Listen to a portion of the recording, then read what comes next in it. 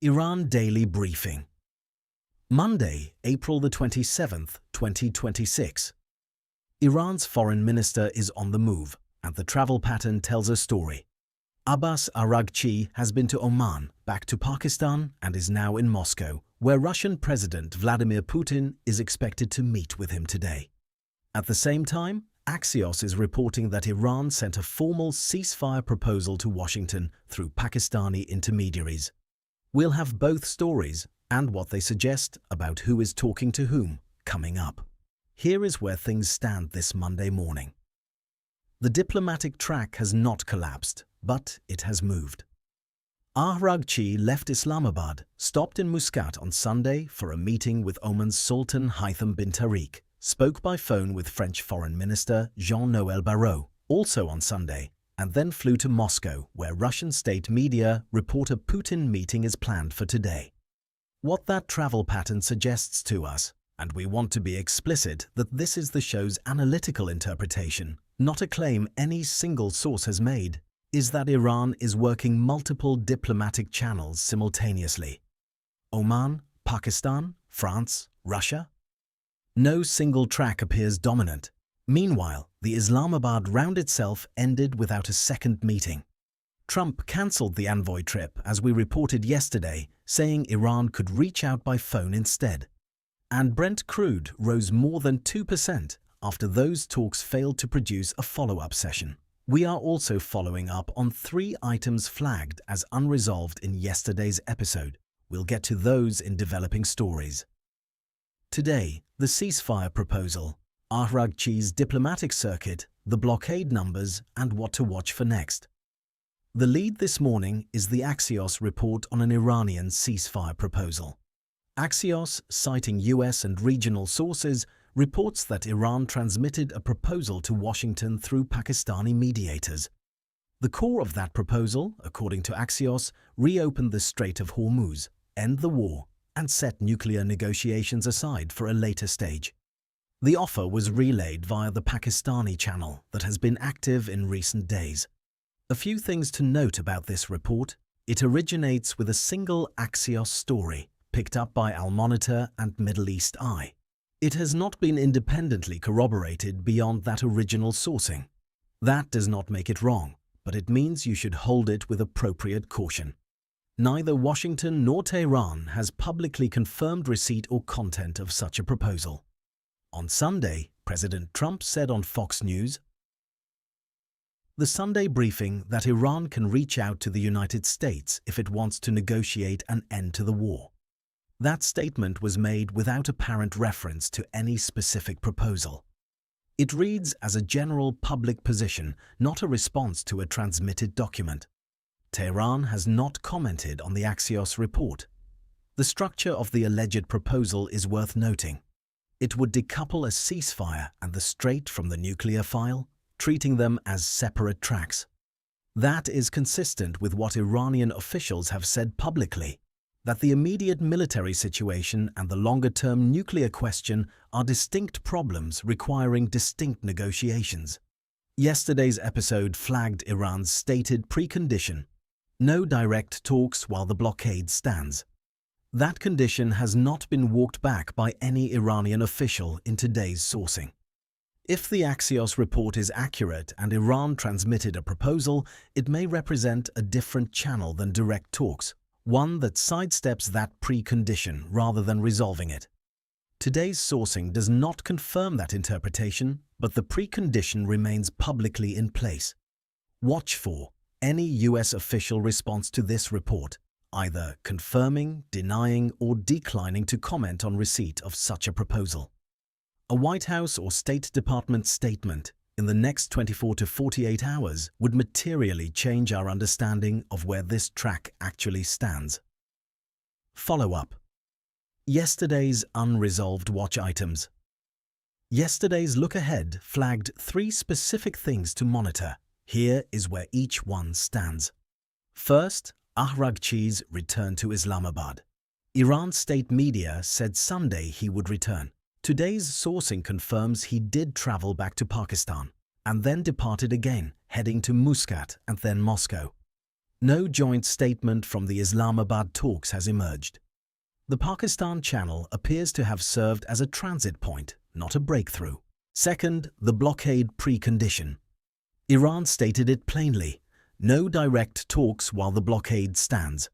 As of today's sourcing, there has been no US public response to that condition, no rejection, no counteroffer, and no indication Washington has acknowledged it directly. The condition remains unmet and unanswered. Third, the Khatam al-Anbiya warning. Iran's military command issued a direct warning Saturday about the blockade.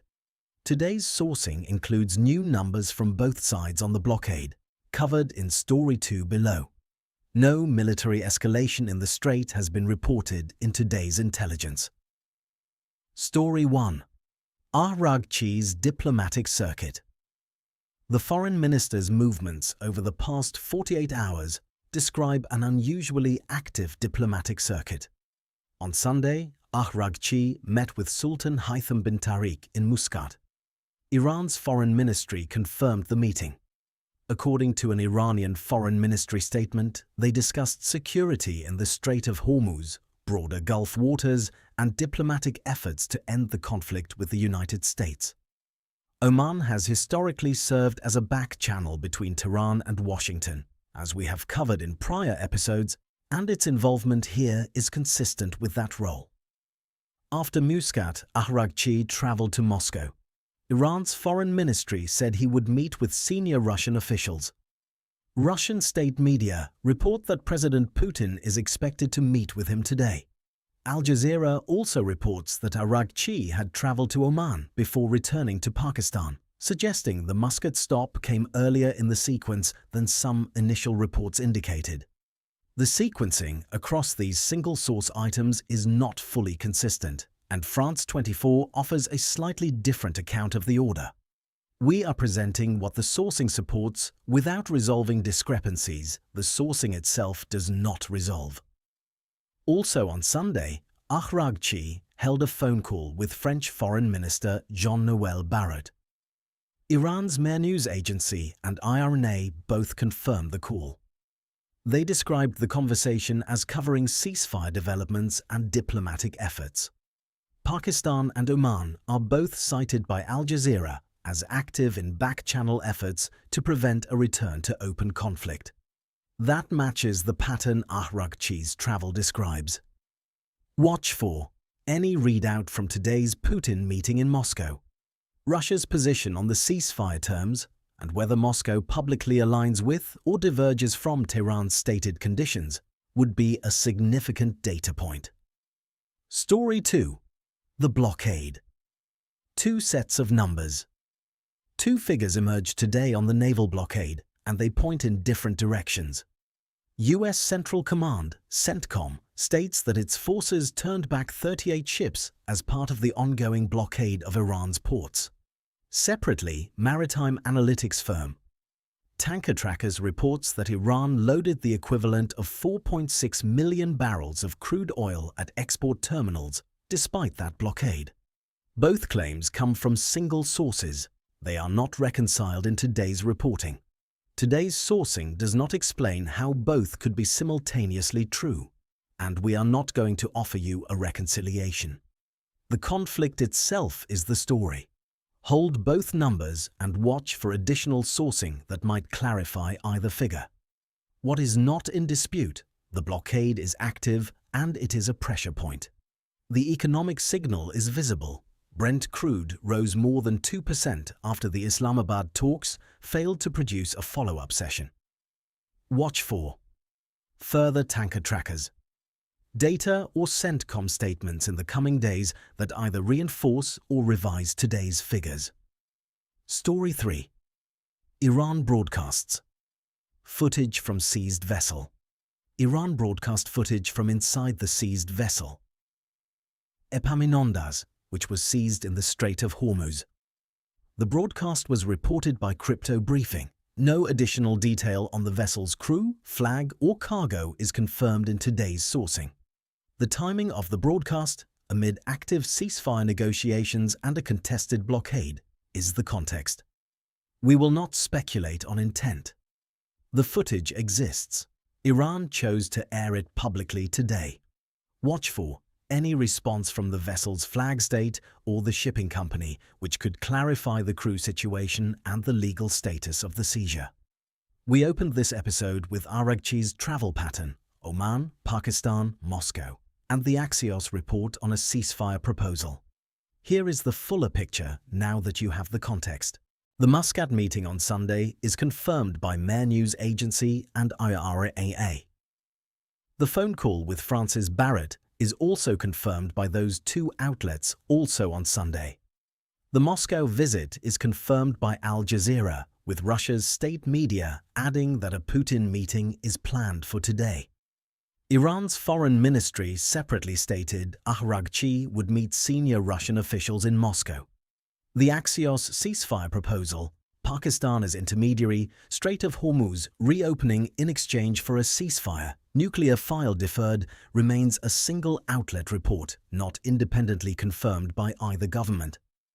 Trump's Sunday Fox News statement that Iran can reach out if it wants to negotiate was made without apparent reference to any specific proposal. Those are the facts as today's sourcing supports them. 3 things to watch in the next 24 to 48 hours. The Putin-Araghchi meeting. Russian state media report the meeting is planned for today. Watch for any public readout from Moscow or Tehran on what was discussed and whether Russia signals any position on ceasefire terms or the nuclear file. The Axios proposal. The report that Iran transmitted a ceasefire proposal via Pakistan has had no response from Washington or Tehran as of this morning. Any official comment, confirmation, denial, or silence broken by a statement changes the picture. A claim carried forward. Yesterday's look ahead noted that Iran reportedly conditioned direct talks on lifting the blockade. That condition was sourced to France 24's Reza Sayar, reporting from Tehran, as we covered yesterday. It has not been walked back in today's sourcing, but it has also not been formally restated or acted upon. It remains an active, unresolved element of the picture, and one we are watching. Today's episode covered Iran's foreign minister's diplomatic circuit through Oman, Pakistan, and Moscow. The Axios report of an Iranian ceasefire proposal transmitted via Pakistani intermediaries, conflicting figures on the naval blockade, and Iran's broadcast of footage from a seized vessel in the Strait of Hormuz. We'll be back tomorrow morning with whatever the next 24 hours produces. If you found today's briefing valuable, subscribe wherever you listen to podcasts. New episodes every morning.